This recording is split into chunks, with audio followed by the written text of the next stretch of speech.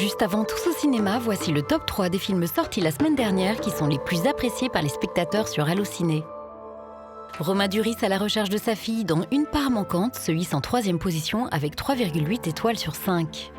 En 2e position, un film corse, Le Royaume, et sa cavale haletante Père-Fille décroche 4 étoiles. Enfin, la comédie dramatique Antong au pied de l'Himalaya prend la tête du classement avec un score de 4,1 sur 5. Passons à présent aux nouveautés de ce mercredi.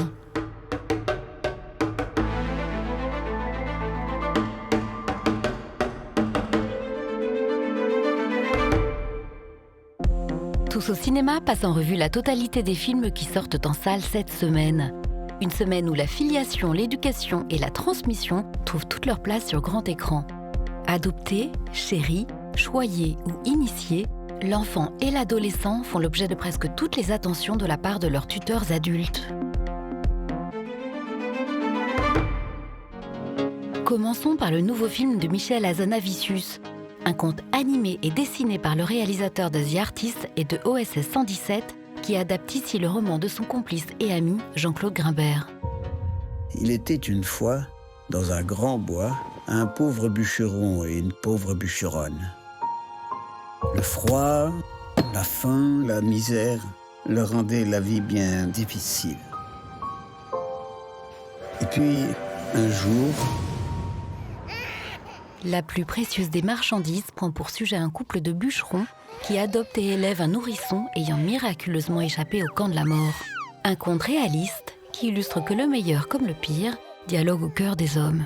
L'animation permet toute une espèce de champ un peu plus large, un champ de narration, dans lequel on peut mettre de la poésie, de l'onirisme, du symbolisme, de l'expressionnisme, etc. Et là-dedans, on va aller puiser la possibilité d'évoquer, de suggérer des choses qui sont compliquées à montrer. Qu'est-ce que c'est que ça? Ne sais-tu pas à quelle espèce il appartient? C'est un sans-cœur. Le non-réalisme implique une espèce de distance avec l'objet montré. Et dans cette distance, vous avez la possibilité de protéger un peu le spectateur, de ne pas lui montrer les choses explicites, mais plutôt de les évoquer.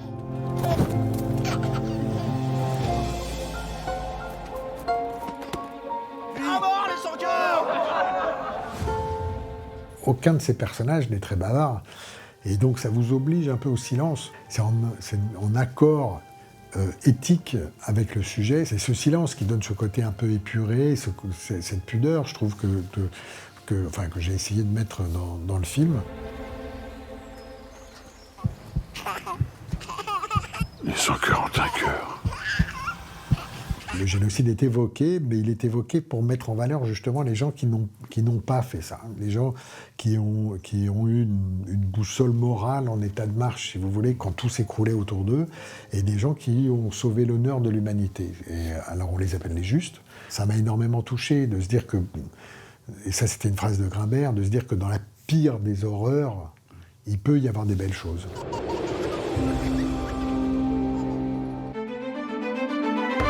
Sur un tout autre ton, l'éducation et l'enfance animent aussi le documentaire Jouer et grandir qui accompagne le temps d'un été, une colonie de vacances dédiée à l'élaboration d'une pièce de théâtre et d'un spectacle musical. Faites un beau spectacle. Merde.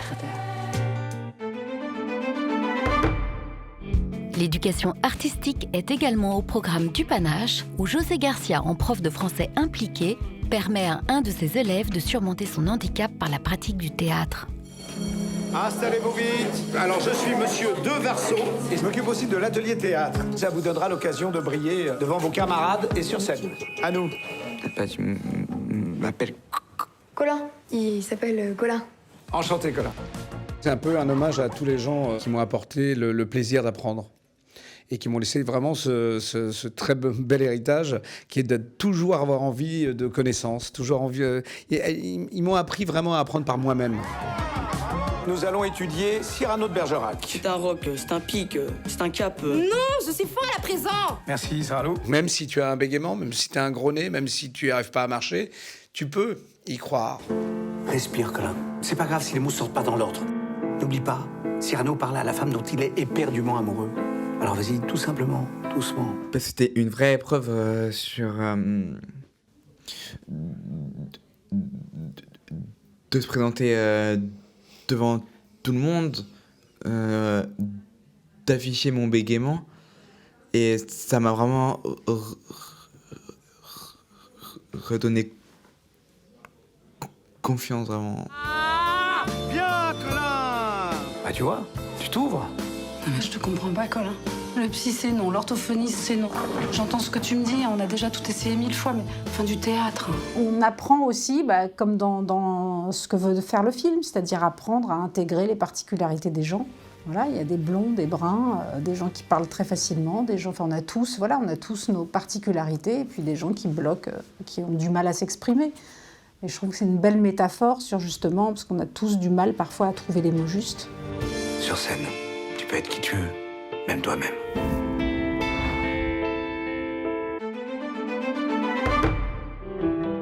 Éducation encore avec Prodigieuse, qui prétextant la plus haute exigence artistique qu'impose la pratique du piano, fait de la compétition entre deux sœurs jumelles matière à un duel maquillé en duo. Vous entrez dans une des meilleures écoles de piano du monde, il faut rien négliger. Montrez-leur qui sont les Valois. Tout ce qu'on avait envie, c'est pas de parler de la technique de piano qui est incroyable, mais surtout de leur passion. Et que c'est ça, je pense, que ressort le film, c'est comment, quand tu es passionné, vraiment passionné, et que tu fais les choses vraiment pour de bonnes raisons, finalement, tu peux t'en sortir et avoir cette force de résilience qu'elles ont eue, en fait. Back home, your family, they think you're prodigious. Here, you're nothing. Merci. Vous travaillez avec votre sœur? Oui. Rien ne me sert d'avoir une pâle copie quand on peut avoir l'original. Ça parle de musique, elles sont jumelles, donc il y a un truc très particulier, mais finalement, c'est des thèmes universels qui y sont abordés. C'est-à-dire ceux de la famille, effectivement, de l'éducation, de ce que c'est que d'être à la fois loyal et parfois de devoir aussi prendre sa place au détriment de l'autre, parfois. Et c'est pas de la malveillance, c'est simplement de tracer sa route. I will select the soloist. Soliste, ça veut dire qu'au final, il n'y en aura qu'une qui jouera? Encore! Encore! Encore! On a voulu prendre des vraies jumelles, mais très vite on s'est rendu compte que c'était très difficile en casting d'avoir deux vraies jumelles qui jouaient du piano et qu'on aimait en fait pour diriger. Donc on a eu un coup de cœur pour Camille et Mélanie. On s'est dit tant qu'à faire, autant aller sur des actrices qu'on aime, et on a eu ces deux coups de cœur. Et là, il y a eu un truc qui était encore plus fort que tout, c'est qu'il s'avère qu'elles se connaissaient. Claire a une sœur jumelle. Il faudrait qu'elle vienne faire des examens. La musique, c'est fini pour vous. Faut tourner la page, là. Les trophées, les concours, les compétitions, ça, ok. Mais pas la musique. Ce qui est rigolo, c'est qu'à la base, moi, j'ai été castée pour jouer vrai. Claire. Et que 2 semaines avant le tournage, on m'a dit, en fait, tu vas être Jeanne. Alors qu'on les avait devant nous, en train de jouer, en train de faire des essais ensemble, elles avaient une alchimie, comme avaient nos jumelles. Je vais vous parler. Comment vous pouvez me faire ça? Je suis la meilleure. Vous étiez la meilleure. Claire, attends. Va te faire foutre! Je prendrai pas la place de ma sœur. Parce que vous pensez que je vais la garder si vous dites non?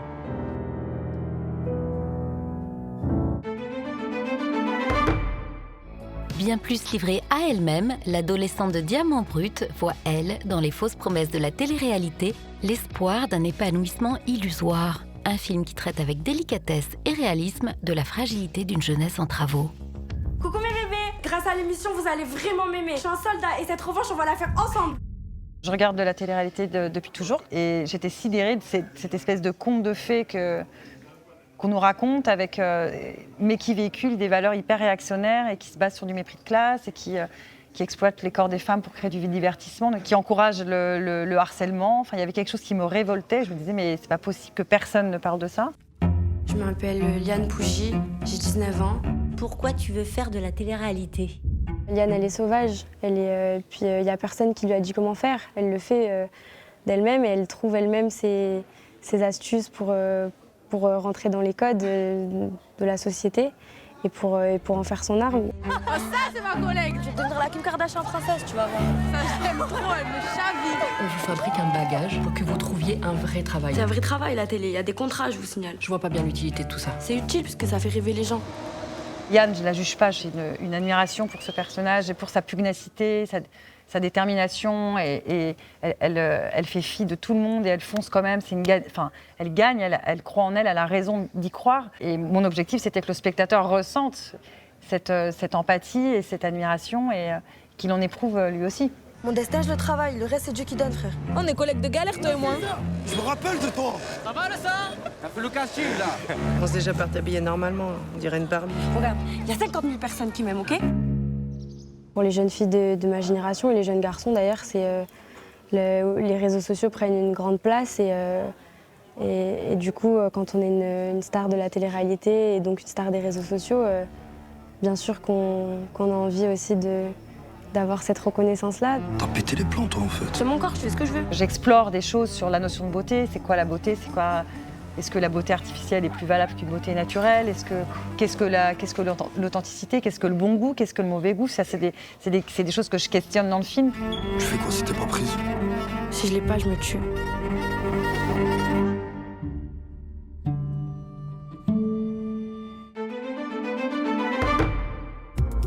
Trois films proposent à leur manière le portrait d'un artiste cette semaine.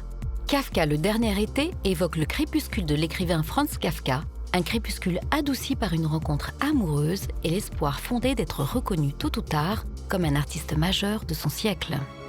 Ich glaube, dass die Herrlichkeit des Lebens immer in ihrer ganzen Fülle bereit liegt. Unsichtbar. Ruft man sie mit dem richtigen Namen, dann kommt sie. Autre artiste culte, Béatrice Dalle propose avec La Passion selon Béatrice un hommage transi au réalisateur et écrivain Pier Paolo Pasolini, tragiquement assassiné en 1975. Témoignages, pèlerinage, rencontre avec ceux et celles qui l'ont connu, La Passion selon Béatrice ravive l'aura du génie disparu. Je vais descendre le pays comme le fil de ta vie. Rencontrer ceux que tu as connus. Au rayon biographie hyper graphique, Piece by Piece propose aux petits et grands un portrait de Pharrell Williams, une curiosité visuelle en forme de Lego Trip. De Snoop Dogg au Daft Punk, Piece by Piece, c'est du chewing-gum pour les yeux et les oreilles. Kid Pharrell. Hey, how you doing, man? You know, it'd be cool as if we told my story with Lego pieces. Seriously? Autre variation sur l'itinéraire de vie avec Le Choix, un road movie psychologique dans lequel un entrepreneur au volant de son véhicule va devoir orchestrer vie professionnelle, vie familiale et double vie en risquant une sortie de route à chaque virage. Allô? Oui, Lucas, c'est papa. Elle est là, maman? On voit un personnage comme ça qui est un bâtisseur, qui est un constructeur, qui est marié avec 2 enfants. Et cet homme qui a passé sa vie à construire, à bâtir, va prendre le risque de tout démolir pour faire quelque chose qu'il considère être moralement juste. Qu'est-ce qui se passe, chérie? J'ai quelque chose à te dire. Damien, j'ai besoin que tu sois là demain à l'aube avec tout le matériel et avec les bonnes personnes. Rassure-moi, c'est une blague? On va gérer tous les deux et tout ira bien. J'avais envie de faire un film avec Vincent qui soit quelque chose de singulier, de quelque chose qu'il n'avait pas fait, quelque chose de particulier. Et c'est vrai que le challenge, quand je lui dis, écoute Vincent, il n'y a jamais personne qui a fait ça en France, d'être seul à l'image, si on prend un risque, est-ce qu'on le prend ou pas, quoi. Voilà. Et je pense que c'est un homme de défi et il a aimé ça. Ça t'embête d'aller là-haut à l'étage, s'il te plaît? Est-ce que j'ai quelque chose à te dire? Non, mais dis-moi ce qui se passe. Pourquoi t'as fait ça, Joseph? Il y a des règles du jeu à respecter dès le départ, qui étaient par exemple de jamais voir le off, d'être tout le temps du point de vue du personnage de Joseph Roth, de Vincent Lindon, de jamais changer de point de vue. Ça, c'était la règle du jeu principale. L'autre règle du jeu, c'était de ne jamais quitter la voiture et de fabriquer un trajet imaginaire. C'était juste une fois. J'ai commis une erreur, une seule erreur. Alors je dois réparer.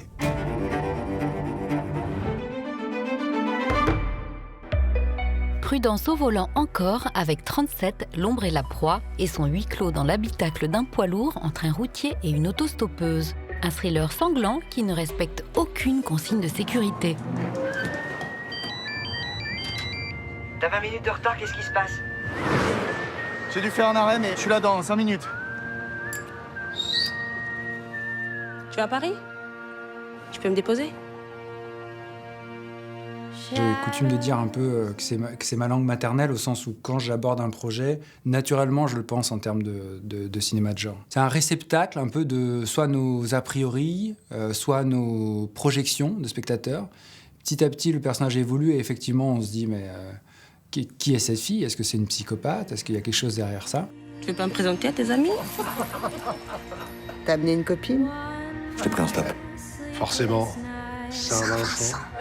On vous attache très fortement à ce personnage et après on va voir à quel moment vous acceptez, vous admettez ou vous n'admettez pas qu'il ait pu commettre quelque chose d'horrible. Moi, je sens tout de suite quand quelqu'un n'a pas la conscience tranquille. Les filles viennent de m'appeler. Ils veulent te parler. Le cinéma de genre permet non pas de se protéger de la réalité, de la cacher, mais de nous aider à l'assimiler avec une espèce de filtre ou de miroir déformant, je ne sais pas, qui la montre sous un certain jour, qui nous aide, je pense, voilà, à l'intégrer. Vincent, qu'est-ce que tu as fait? Je le vois un peu comme le conte de fées pour les enfants, qui les aide à se préparer à la réalité, au monde des adultes.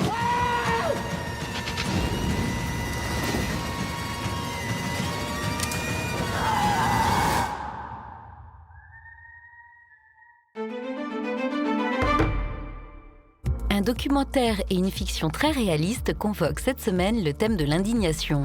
L'immersion dans la ZAD de Notre-Dame-des-Landes, que propose Direct Action, nous éclaire sur la mobilisation écologiste et radicale violemment démantelée par les forces de l'ordre en 2018.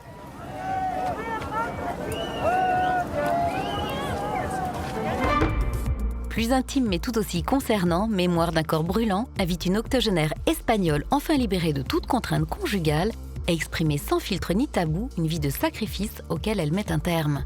La libération d'une femme comme une incitation à une libération de la femme. Estoy viva. Y mientras esté viva, no voy a ser una vieja. Se muere muy lindo. Au rayon histoire-géographie, les tempêtes évoquent dans un registre fantastique une des périodes les plus noires de l'Algérie contemporaine. Malédiction, énigmes et retour à la vie deviennent les sujets d'une fable historique et politique.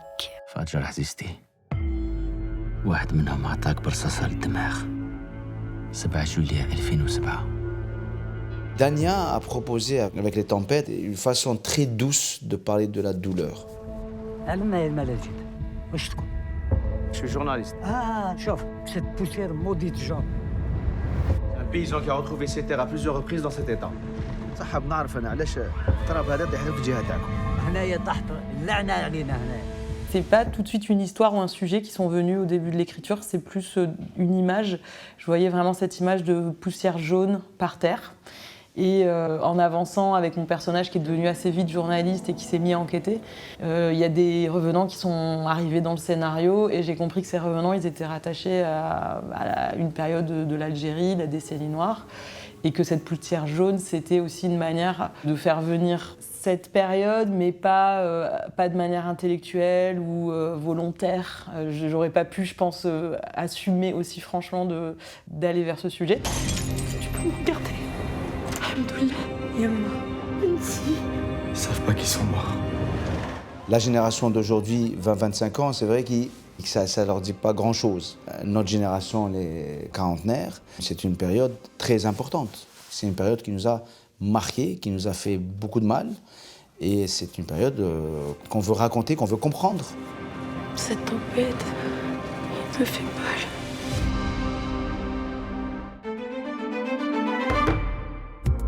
C'est déjà Noël et on se quitte avec 2 animations aussi colorées qu'une confiserie. Il faut sauver Noël propose une petite enquête bon enfant. Cette année, Noël est en danger.